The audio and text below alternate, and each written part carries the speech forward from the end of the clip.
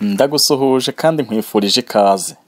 Ndakubwira ngo gubwa neza nk'uko umutima wawe uguwe neza. Komeza kugira amagara mazima, kandi amagara aramirwa ntamerwa. Amagara ndakwifuriza kugira ngo uyamire, kandi umuhanga umwe yaravuze ngo tugomba kurya ibiryo nk'abarya imiti, hato tutazarya imiti nk'abarya ibiryo.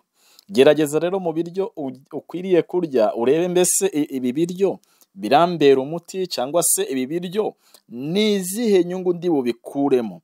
Ibi ngibi ngiye gukonsoma ese n'ibiki biri bufashe ku buzima bwanjye.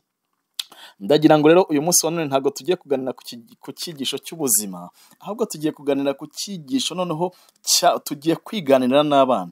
Tugiye kuganira noneho ku byiciro by'abana. Tugiye kureba ese n'icyo umwana akwiriye kurindwa, ese n'icyo umwana akwiriye gutozwa hakiri kare, ese n'icyo umwana cyakwangiza umwana mu mibereho ye, n'iki cyangiza umwana, ese n'iki gishobora kwangiza kariyeri y'umwana, nyamara twebwe tukazashaka kugorora umwana, nyamara umwana byaramaze kurangira.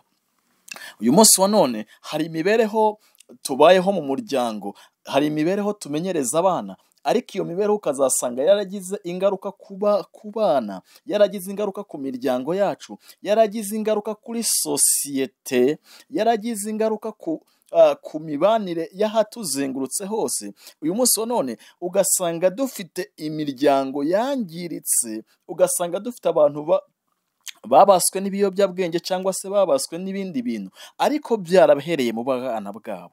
Uyu munsi rero tugiye kurebera hamwe ikintu gishobora kwangiza abana bakiri batoya, kandi tuzi yuko turimo tubagirira neza, cyangwa se tuzi yuko turimo tubarera neza.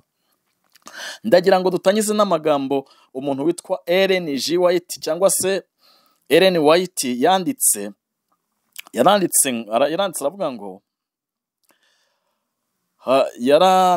aravuga ngo mu buzima busanzwe umuryango wari ishuri ukaba n'urusengero. Ababyeyi bari abarezi mu birebana n'ubuzima busanzwe no mu by'iyobokamana. Mu gitabo cyitwa Urugo rwa Gikristo, aya magambo nihaboneka ku rupapuro rwaho rw'150. Ellen White yerekana icyo umuryango wari cyo, icyo umuryango wagombaga kuba, cyangwa se urumva umuryango ni urusengero, umuryango ni ishuri, umuryango ni ahantu abana batorezwa kandi bagatozwa imico bazakurana. Uyu munsi rero kuba dufite urubyiruko, cyangwa se tuba dufite abana bangiritse, bashobora kuba barangirikiye mu miryango yacu, cyangwa se mu biganza byacu nk'abarezi, cyangwa se nk'ababyeyi bagombaga kwita ku bana mu gihe twagombaga kuba twarabitayeho. Uyu munsi rero ndagira ngo turifashisha inyandiko z'abahanga, cyangwa se turifashisha ubushakashatsi turi buze kureba, kugira ngo turebe ese n'iki kivugwa ku bana, cyangwa se n'iki abahanga bavuga ku bijyanye n'imibereho y'abana. Uyu munsi wa none turareba n'icyo umwana akwiriye kwirinda, cyangwa se n'icyo umwana akwiriye kurindwa, kuko umwana ntabwo yirinda, ahubwo umwana ararindwa. N'icyo umwana bakwiriye kumurinda.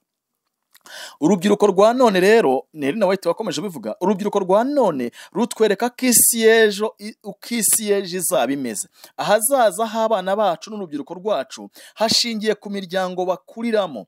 Indwara, ubuhanya n'ubwicanyi ikiremwamuntu gihura nacyo mu ruhande runini bikomoka mu kubura uburere mu miryango. Ni ukuvuga ngo umuryango ni ishuri umwana akwiriye gutorezwamo, umuryango ni ishuri umwana akwiriye kunyuzwamo, kandi akwiriye guhora agirirwa neza, cyangwa se atozwa imico azakurana. Kandi mu muryango ni ahantu umwana akwiriye kubonera iby'ibanze byose bishoboka, kugira ngo uwo mwana azakure abashe guhangana n'ubuzima igihe azaba amaze kugira nawe ahagera. Umwana rero dukwiriye kubanza kumenya ni ibiki umwana akwiriye noneho gutozwa. Ese ni ibiki umwana noneho akwiriye gukorerwa, ni ibiki umwana akwiriye kuba yahabwa. Ikintu cya mbere rero babyeyi mukwiriye gukora, ukwiriye mbere ya byose kugira umwana, ukwiriye kumugira inshuti, umwana ukwiriye kumuganiriza, umwana akwiriye kukwisanzuraho nk'umubyeyi, umwana akwiriye kukubona nk'umuntu w'umugiraneza cyangwa se nk'umuntu umuba hafi ibihe byose.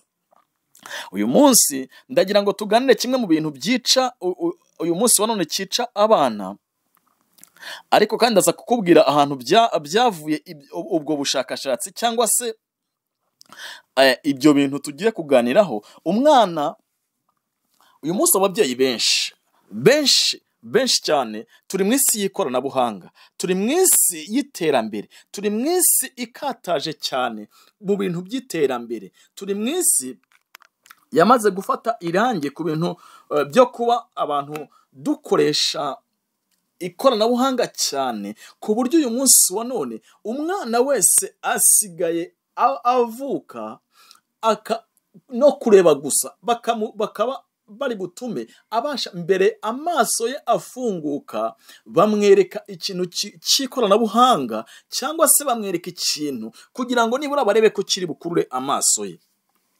Mbere umwana iyo yavukaga yenda se kugira ngo umubyeyi abone yuko umwana abona, umubyeyi yafataga nk'akantu akakajyana ku ruhande, akakajyana hirya, akakajyana hino. Ariko uyu munsi wa none biratangaje ko umubyeyi asigara abyara umwana kugira ngo asuzume ko umwana we abasha kureba, arimo arakoresha ikintu cyitwa telefone, cyangwa se arimo arakoresha ikintu cyitwa televiziyo, cyangwa se arimo arakoresha igikoresho cy'ikoranabuhanga, imashini. Ku bantu bateye imbere cyangwa se ku bantu bafite ubushobozi barakoresha imashini.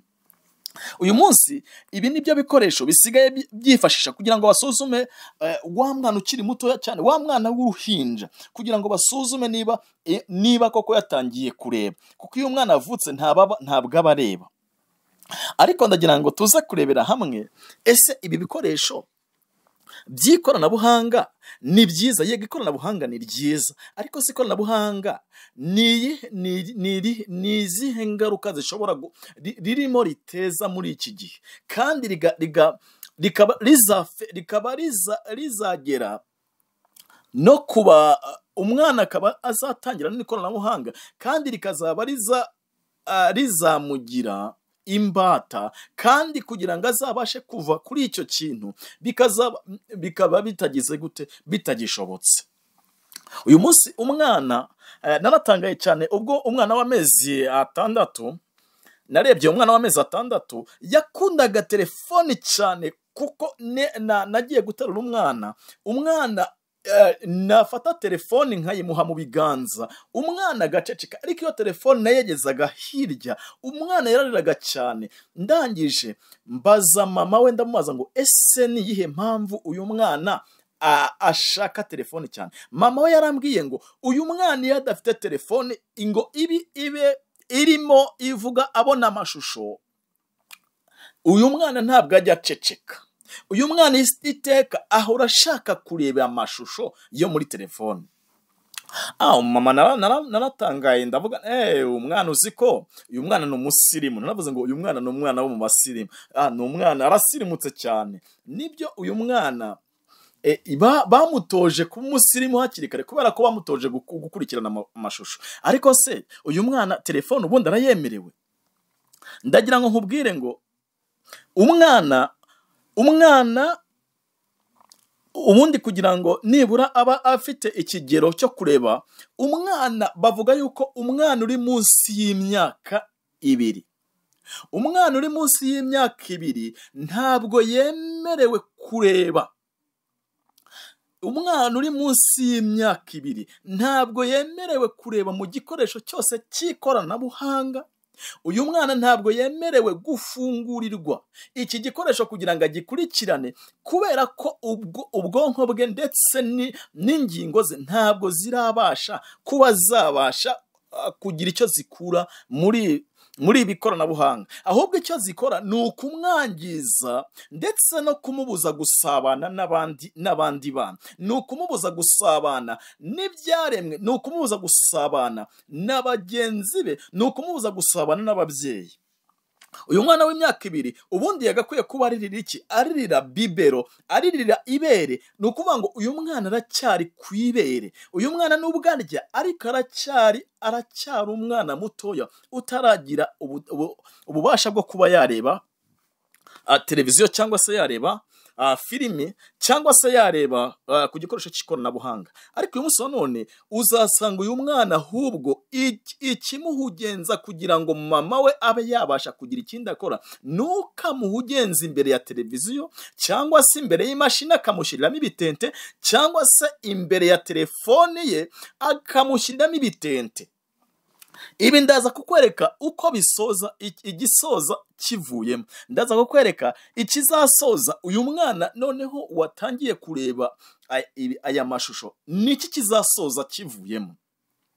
Umwana ntabwo yemerewe, umwana uri munsi y'imyaka 10, umwana uri munsi y'imyaka 10 ntabwo yemerewe nibura kureba, ntiyemerewe kureba nibura, ntabwo yemerewe kuzanirwa igikoresho cy'ikoranabuhanga ngo kirenze amasaha 2, kirenze isaha 1 kiri ruhande rwe. Ibintu ndi kuvuga wazabisanga ku rubuga rwa UNICEF. Iyi nkuru bayanditse muri 2020, nibwo banditse iyi nkuru berekana yuko uyu munsi abana benshi barimo bahura n'ingaruka bitewe nuko bahawe ibyo batarashobora kwakira. Ubwonko bwabo buracyari bugufi cyane, none umwana arimo arahabwa ibirenze ubushobozi bwe.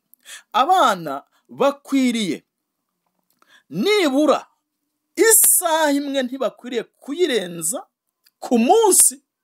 None ubare umwana wawe areba ibitente amasaha ngahe? Uri munsi y'imyaka 10 areba ibitente amasaha ngahe? Abana bakwiriye kuva imbere y'amashusho nibura mbere y'amasaha 2 kugira ngo umwana aryame. Umwana akwiriye kuva nibura mbere y'amasaha 2, akwiriye kuva kuri televiziyo cyangwa se kuri mashini cyangwa se kuri telefone kugira ngo aze gusinzira, bimufashe gusinzira neza. Isaha 1 ku munsi irahagije. Abana bakwiriye kuva imbere y'amashusho nibura amasaha 2 imbere yo kugira gute, mbere yo kuryama. Mbivuze inshuro nyinshi kubera iki? Iri ni ikosa ababyeyi tugwamo, kandi rikosa rikazagira ingaruka ku miryango yacu, kuko uyu munsi buri mubyeyi wese aba yumva umwana yabyaye amwifuriza ibyiza. Ni nayo mpamvu aba ashaka kugira ngo amwereke ibi byose nibura bikangura ubwenge bw'umwana. Ariko ntago bikangura ubwenge bw'umwana, ahubwo ahanini usanga bikigingiza umwana. Ni ukuvuga ngo ku bana bakivuka rero kugeza ku myaka 2 bibaye byiza barindwa amashusho ya za mudasobwa, telefoni cyangwa televiziyo, kubumvisha umuziki utuje ndetse no kubaganiriza. Nibwo buryo bashobora nibura, ni uburyo bwiza bashobora kugira gute, bashobora kuvugana nabo, kubibumvisha ariko batagira gute, batabireba. Ukaba wabumvisha akazi kigatuje, ariko kandi abana bakeneye kuganirizwa, bakeneye kubona urukundo rw'ababyeyi. Ababyeyi bakwiriye kwita ku bana, ababyeyi bakwiriye gusabana n'abana. Mu gusabana n'abana kwabo rero nibyo bizazamura umunezero w'abana. Kenshi na kenshi usanga ababyeyi dukora amakosa yo guhora ducanye za mudasobwa cyangwa se guhora ducanye amateleviziyo yacu. Bona nubwo nta muntu numwe waba uhari, bona nubwo nta muntu numwe waba uri muri iyo salo, usanga televiziyo zirimo zivuga. Umwana rero bizatuma umwana azahora yumva yuko ikikwiriye ari uko igikoresho cy'ikoranabuhanga gikwiriye guhora gicanye igihe cyose, kandi iki ngiki nta kintu na kimwe umwana azagikuramo usibye guhora yumva yuko ari icyo guhora gicanwa imbere ye gusa. Ibi bisoza umwana abuze ibintu byinshi muri we, bisoza umwana ubushobozi bwe butakaye bwo kuba yafata no mu mutwe. Ibi ngibi icyo bikora ku mwana, mubyeyi ubyumve, mubyeyi murezi w'umwana, fata umwana wawe umurinde, kandi burya ni wowe ukwiriye kumurinda, ntabwo umwana ari we wijyana kuri uru rugamba. Umwana uyu munsi turamwicaza imbere yacu bikagera saa sita z'ijoro, umwana w'imyaka 2, uyu mwana twamumenyereje kumurebesha filimi, kandi izi filimi mu by'ukuri ntabwo ubwenge bwe buragira gute, burazikora. Ikindi nakubwira, uyu mwana aya masaha, uyu mwana uri munsi y'imyaka 10, uyu mwana uri munsi noneho uyu mwana uri munsi y'imyaka 10 uzasanga icyo bizamubyarira, usanga bavuze yuko usanga bigabanya ubushobozi bwo kuba yavuga ururimi cyangwa se bwo kuba yamenya ururimi rwe. Uyu munsi impamvu dufite abana benshi batazi gusoma ikinyarwanda, abana benshi batazi no gufata mu mutwe, uyu munsi wa none abana barereshejwe amateleviziyo, abana barereshejwe amatelefone. Uyu munsi wa none kumenya gusoma byaracendereye cyane, ndetse uzasanga umwana agera mu wa 3 akagera mu wa 4 atazi no kwandika izina rye. Ntabwo ari ikosa rya mwarimu, ahubwo ni ikosa umwana yaguyemo, yisanga atakibasha kumenya gufata mu mutwe. Uyu munsi umwana uramwigisha, wamwigisha kwandika, yagera mu rugo bya bindi yize ntabwo yongera kubisubiza agatima, ahubwo si ubona avuye ku ishuri, kubera ko no ku ishuri aho yicaye mwarimu yarimo amwigisha aba yibereye mu bitente, nibyo birimo biza mu bwenge bwe, kuko nicyo kintu yahaye umwanya, kandi ntashobora no kuba wamubwira ngo genda hariya nibura ugipresente cyangwa se ukimbwira uko cyagenze. Yego, umwana ashobora kujya hariya akakubwira filimi, kuko numvise abana basigaye bazi filimi, akakubwira filimi, ariko se iyo filimi mu by'ukuri iri ku rwego rwe? Uyu munsi icyo bizabyara nuko bizatuma umwana atagira ubushobozi bwo kuba, bishobora kugabanya ubushobozi bwo kubana n'abandi neza, bishobora gutuma umwana atagishobora kuba yafata uko yaba, imibanire ye n'abandi iragabanyuka, umusabano we n'abandi bana, uyu mwana uhora imbere ya televiziyo, gusabana kwe n'abandi biragabanyuka. Uyu munsi wa none ari nabwo usanga abana benshi bafite ibibazo. Abana benshi muri iki gihe dufite abana bafite ibibazo byinshi. Kubera iki? Byatewe n'ibyo twabahaye, ariko ubwenge bwabo butaragira gute, butarabishobora. Uyu munsi umubyeyi ahavuye, umwana nta kindi asigaye amwaka telefoni, umwana akirukira kuri TikTok, arimo arajya kuri TikTok, ariko arimo arajyayo kureba iki?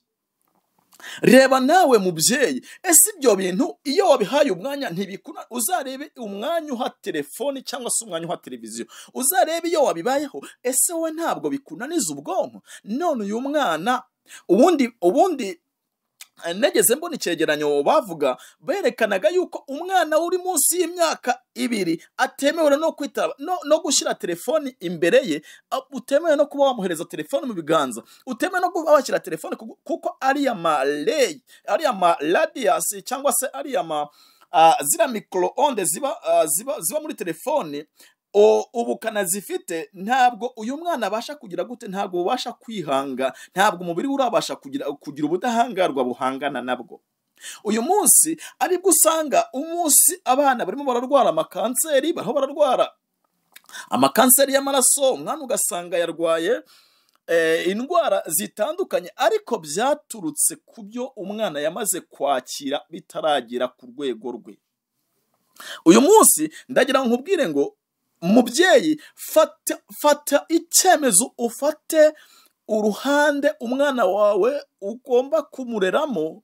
Ntabwo ugomba kurera umwana ngo umurere nk'akanaka, cyangwa se kubera ko twabaye abasirimu, turashaka kurera abana gisirimu, ariko kandi aba bana turera gisirimu uzasanga ari abana twagize gute, aba bana turimo turabangiza, aba bana turimo turabahereza ibintu bitabakwiriye, aba bana turimo turabahereza ibitari ku rugero rwabo, nyamara hari ibiri ku rugero rw'abana. Umwana muha igitabo, umwana yitoze gusoma igitabo, umuha ugire mu gitabo, noneho numubaza ikintu yakuye mu gitabo bizatuma umwana ahora afite amatsiko yo guhora ashaka kumenya inyuguti, yo guhora ashaka kumenya gusoma. Uyu munsi abana ntago bakigira umuco wo gusoma, kubera ko uyu munsi bafite ibintu birimo bigira gute, birimo bituma abana ubwenge bwabo bwageze gute, bwatakaye, ubwenge bwabo bwakorokeye muri ibyo ngibyo, kandi ubwenge ntabwo baragira kuko buracyari hasi, ntabwo aramenya kwihitiramo, ntabwo aramenya kumenya ngese iki kintu ndakireba ngikuremo iki,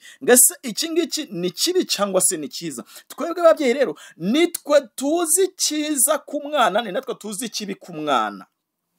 Uyu munsi urarenganya umwana ngo umwana yakuzanira amanota make, ngo umwana yabonye 0 mu gusoma, ngo umwana yabonye 0 mu kinyarwanda, ariko uyu munsi imibereho abayemo ni ya gisirimu, ntacyo utakoze ngo umwana wawe yige, nta na kimwe byagutwaye amafaranga yawe kugira ngo umwana yige, ariko kandi byatwaye umwanya munini kugira ngo umwana wawe ubwenge bwe busubire hasi, kubera ko ibyo wamuhaye byatumye ubwenge bwe bujya hasi, intekerezo zaho kugira ngo zizamuke bizamure ubwenge bwe, ahubwo intekerezo zijya hasi cyane, bituma imitekerereze ye ihinduka. Mubyeyi rero, hindura icyerekezo, umenye yuko umwana wawe icyambere dukwiriye gufata ingamba zo kugira ngo ducunge abana bacu, dukwiriye gufata ingamba yo kugira ngo turere, dukwiriye gufata ingamba zo kugira ngo abana bacu bataducika. Kandi burya baravuze, munyarwanda yageze aca umugani ngo ubuze imfura ati ibiheko. Uyu munsi dushobora kuba dufite abana tuzi ko tubagirira neza, ariko mu by'ukuri ibyo tubaho ugasanga sibyo bibagirira neza. Shuti mubyeyi, rinda kandi urinde umuryango wawe. Uyu mwana wawe muhejo heza, uyu mwana wawe basha kumuha kuba yagira imitekerereze iruseho. Uyu munsi wa none nugenda ukareba abana bakurira ahantu batari iterambere ryinshi, uzasanga uyu mwana azi gusoma cyane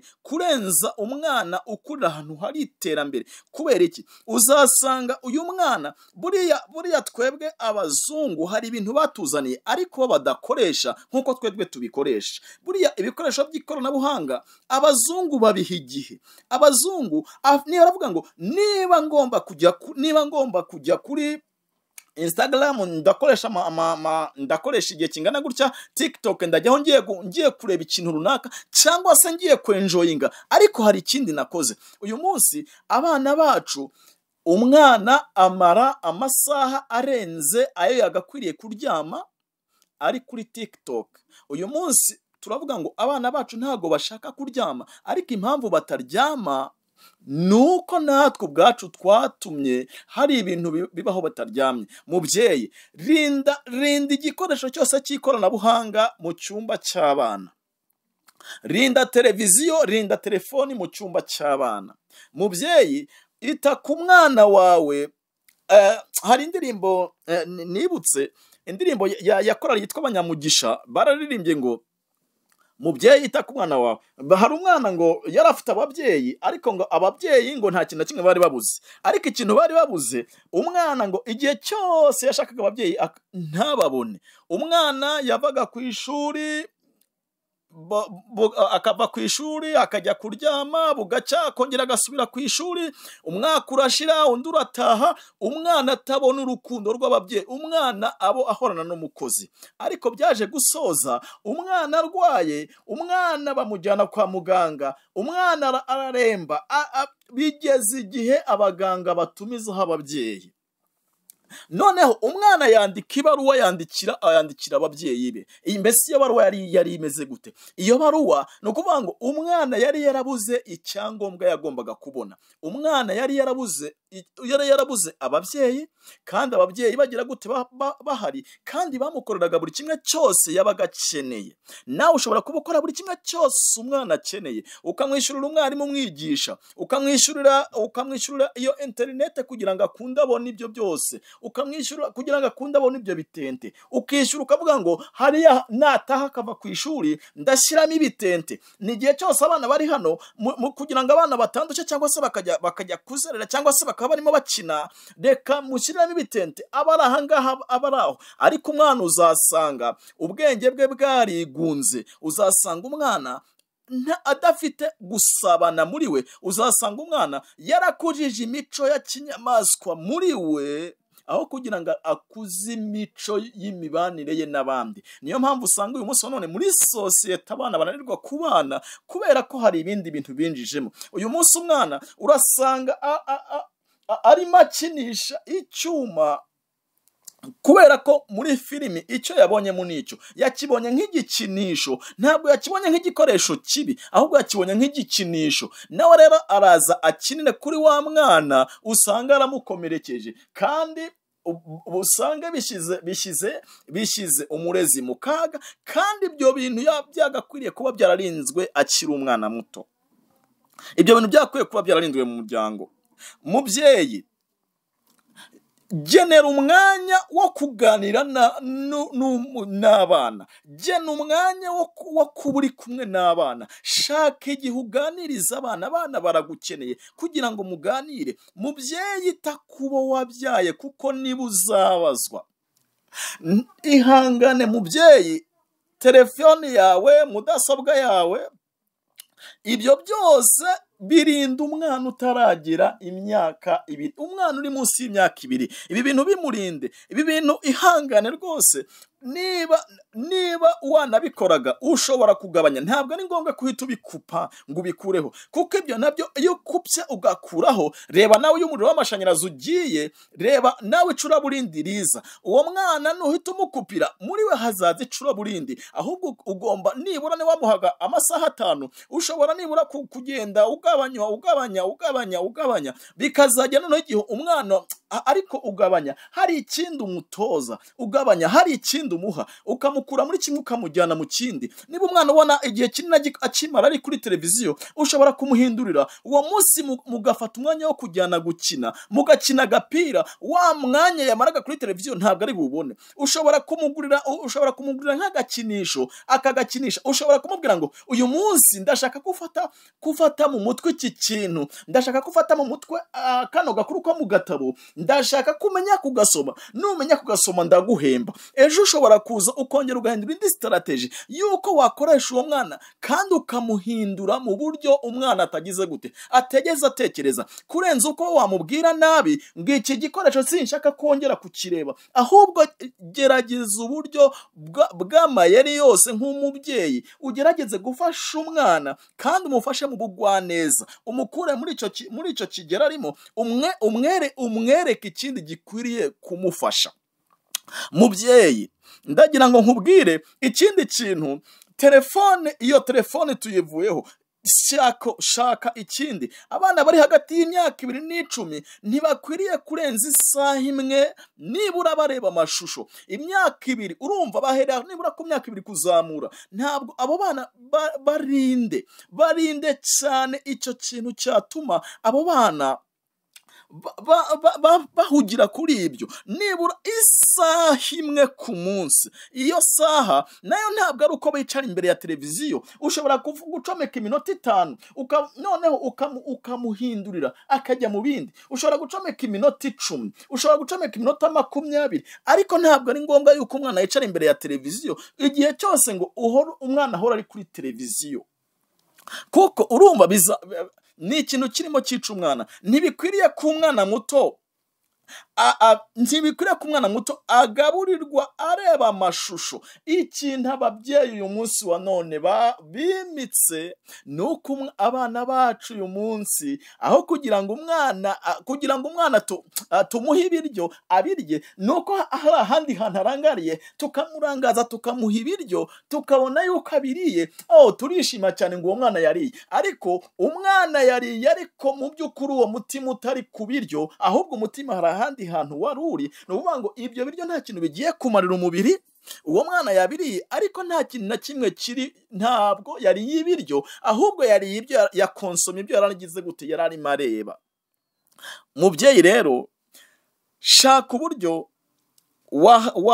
wahagarika icyo kintu. Shaka uburyo, irinde kugira televiziyo cyangwa ibindi bikoresho byose mubyeyi ushyira mu cyumba cy'abana. Mubyeyi, icyumba cy'abana ni icyumba cyo kuruhukiramo, kandi shaka nibura kugira mbere y'uko abana bajya kuryama, shakisha nibura amasaha 2 mbere y'uko abana bajya kuruhuka, mbere y'uko abana bajya kuryama, shaka nibura amasaha 2 mbere y'uko baryama. Nta kindi kintu cy'ikoranabuhanga kinyuze mu maso yabo. Ibyo bizatuma abana basinzira neza, ibyo bizatuma abana baruhuka, ibyo bizatuma ubwenge bw'abana buruhuka, kandi intekerezo zabo zikore cyane, ubwenge bwabo bukure. Buriya dushobora kubona abana bakuze mu gihagararo, ariko mu by'ukuri ubwenge bwabo ari bugufi cyane. Reka rero abana be gukuza igihagararo, ahubwo bakuze ubwenge. kandi ubwenge burarahurwa, niko umunyarwanda yaciye umugani. Reka abana be gukuza igihagararo, ahubwo bakuze ubwenge, kuko umwana numukuriza ubwenge, nawe uzasarura nk'umubyeyi we kwishima. Nta muntu washimishwa no kubona we yabyaye bamurumbira. Nta muntu washimishwa no kubona ari we uherekeza abandi mu kubyara. Nta muntu washimishwa no kuvuga ngo njyewe abana banjye baratsindwa, nyamara hari igihe nshobora kubona nabigizemo uruhare. Icyo bagombaga kugira nyambere si cyo bagize nyambere. Rinda umwana rero. Ndagira ngo nkubwire ngo tuzagaruka tureba, nzaguha ubuhamya bw'ababyeyi 2 nagiriye inama, kandi uyu munsi wa none abana babo basubiye, abana babo hari abana barimo bajya kuri gahunda. Umubyeyi twaricaranye tumarana isaha tuganira, njye nawe turi ahantu. Nzakikubwira iki ngiki, ntabwo nkikubwiye ubu ngubu, ariko ndagira ngo nkubwire ngo inama nguhaye, fata iya mbere, uyobora umwana ni wowe ukwiriye kumurera, umwana ni wowe ukwiriye kumuha icyerekezo, umwana ni wowe ukwiriye kumurinda, kandi uyu mwana ni wowe ukwiriye gutuma imico ye ihinduka. Uyu mwana uyu munsi wa none tubona abana babaye ibyigenge bakiga mu wa mbere pirimeri, abana babaye ibyigenge bakiga bageze ni ukuvuga ngo natwe ubwacu tubigiramo uruhare. Mubyeyi rero, ita ku nshingano zawe nk'umubyeyi, nawe ibisigaye ubiharire Imana, kandi Imana izaguhera umugisha mu kwirerera. Nicyo ngusabira, nanjye nisabira mu izina rya Yesu, amena. Mbere y'uko dutandukana, hindurira umwana icyerekezo. Umwana mugenere igihe, kandi umwana aragukeneye kugira ngo ibitekerezo bye bikubone, ibitekerezo bye bikure. Umwana akeneye kubaho neza, kandi kubaho neza si uko ari ibyo wamuzaniye byiza, bya bindi twita byiza. Icyo umwana akeneye kugira ngo akubone nk'umubyeyi, kandi akubone umurinda ibyangiza imibereho ye. Kandi ibyangiza imibereho ye nibyo byose twabonye, kandi tuzakomeza kureba. Tuzarebera hamwe noneho mbese ni ubuhe burwayi abana bakura muri uku gukoresha ibi bikoresho by'ikoranabuhanga kandi batarageza igihe. Mbese ni izihe ngaruka nyirizina zihita ziza ku mwana, cyangwa se zishobora kuza mu gihe kirambye kubera iyi mikoreshereze y'uyu mwana. Mubyeyi murezi, ndagira ngo ufate icyemezo, kandi urebe uruhande rwiza wareramo umuryango wawe, kandi wifuriza umuryango wawe ibyiza, kandi umuryango ukomeze kuwubungabunga kugira ngo ugire amagara mazima. Amagara mazima ashingiye ku guhitamo kwawe mubyeyi. Urakoze cyane.